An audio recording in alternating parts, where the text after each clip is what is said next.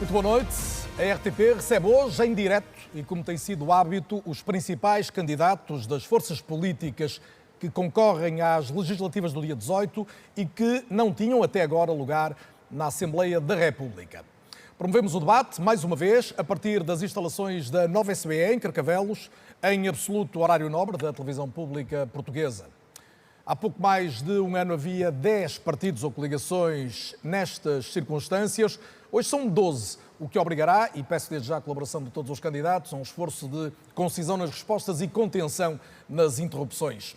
Passo a apresentar os 12 candidatos em estúdio, a partir do mais votado entre eles nas legislativas do ano passado.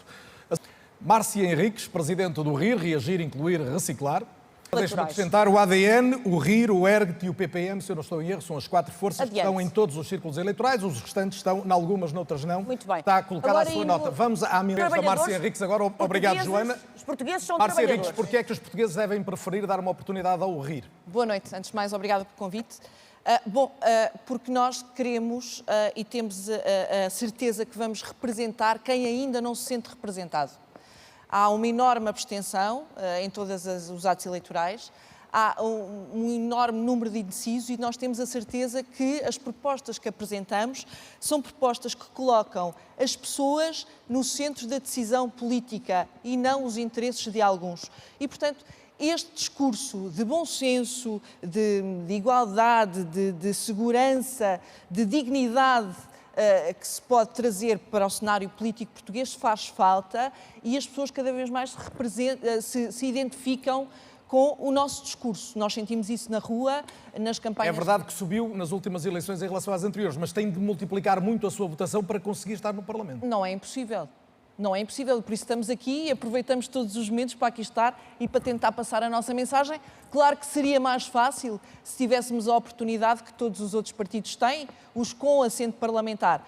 Deixe-me dizer-lhe que já referiu aqui que há aqui 4 forças políticas que concorrem a todo o país e temos, por exemplo, o caso do PAN, que foi aos debates todos e que falha o Distrito de Viseu. E, portanto, o que eu digo é, se nos dessem a oportunidade que alguns deles têm, nós já lá estaríamos há muito mais tempo.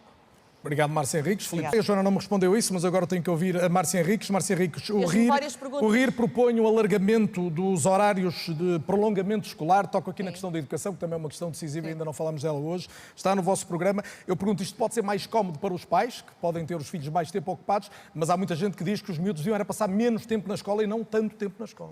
Sim, é verdade. O que me diz é verdade. Mas o facto é que nós temos portugueses de primeira e portugueses de segunda. Temos portugueses que trabalham 40 horas semanais e que não conseguem ir buscar os filhos à escola e precisam desse prolongamento. Temos portugueses que trabalham 35 horas semanais e que conseguem sair do trabalho e ir buscar os filhos à escola. Portanto, o prolongamento é uma coisa necessária, porque as crianças vão para onde? Vamos encarecer ainda mais a despesa do agregado familiar a pagar um ATL? Não pode ser. Portanto, enquanto o país não fizer a transição para igualar a carga horária laboral de todos os portugueses, esse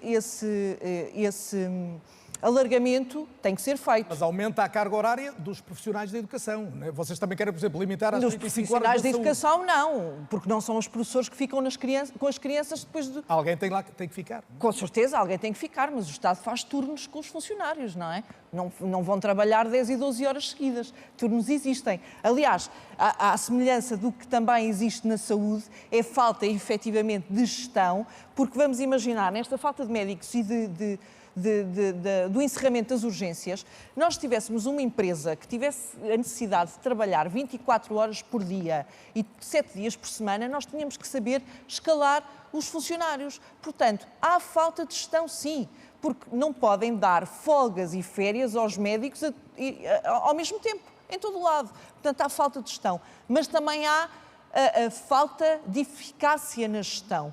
Porque nós, e ainda na saúde, falando na saúde, o Estado gasta anualmente quase 200 milhões de euros em médicos tarefeiros. Porquê que o Estado não contrata os médicos recém-formados que saem das faculdades, que servem para ir trabalhar para o privado? Porquê que não são contratados para ir para as unidades locais de saúde, alargar o atendimento nos serviços básicos, e isso retira gente das urgências hospitalares? Portanto, é tudo, de facto, uma falta de gestão e de eficácia. Isso existe. Portanto, passa muito por aí.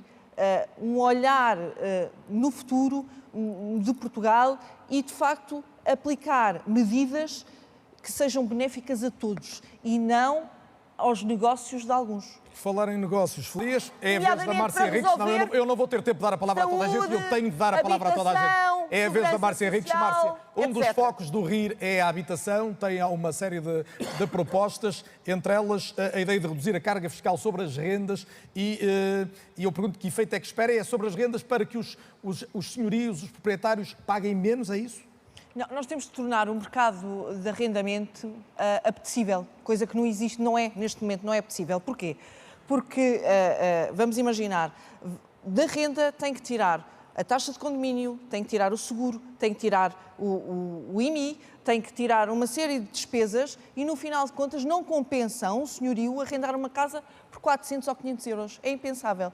Portanto, nós temos que criar mecanismos que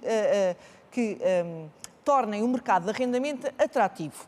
E aí entra, evidentemente, a parte da justiça, a minha justiça que está tão maltratada, e para a parte do arrendamento é essencial, porque as pessoas não podem estar à espera 2, 3 anos por uma ação de despejo que termine e ficar com um imóvel ocupado durante este tempo todo sem pagar, sem receber uma renda. E, portanto, enquanto não se tornar o mercado de arrendamento apetecível, vamos continuar com o mesmo problema, porque casas existem. As pessoas preferem ter as casas fechadas do que arriscar estar anos e anos sem pagar, sem receber uma renda. Portanto, as casas Está a colocar a tónica do lado da oferta e do lado da procura de apoios para as pessoas que não conseguem hoje pagar uma casa. É que o maior problema é o de milhares de portugueses que não conseguem pagar nós neste momento, nós estamos com um problema muito grave em Portugal e é bom que o próximo apoio governo... é que dá a essas pessoas, aos jovens e não... O próximo governo e os próximos deputados na Assembleia da República pensem nisto. Nós estamos a chegar a um ponto sem retorno, porque é impossível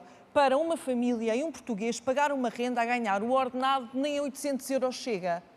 Portanto, ou nós fazemos um esforço conjunto de investir no aumento dos salários, ou então vamos continuar a importar mão de obra estrangeira que vem para cá ser explorada. Porque nós Portugal está a investir no turismo, basicamente, um pouco de agricultura. E no turismo o que é que nós temos? Hotéis, restaurantes, e quem é que nós vimos lá a trabalhar? Estrangeiros, porque coitados vêm, eu não os culpo a eles, vêm à procura de melhor.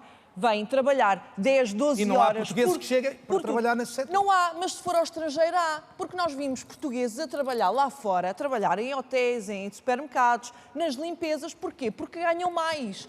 E, portanto, os políticos ou põem na cabeça que tem que se dar uma reviravolta e é já, ou então vamos cada vez ter menos portugueses a nascer cá, porque vão embora e bem, à procura de melhor. Muito bem. E, portanto, isto tem que ser tudo, e está tudo interligado. Filipe Sousa, muito obrigado pela participação, muito obrigado ao SIC que seguiu este debate. Até breve.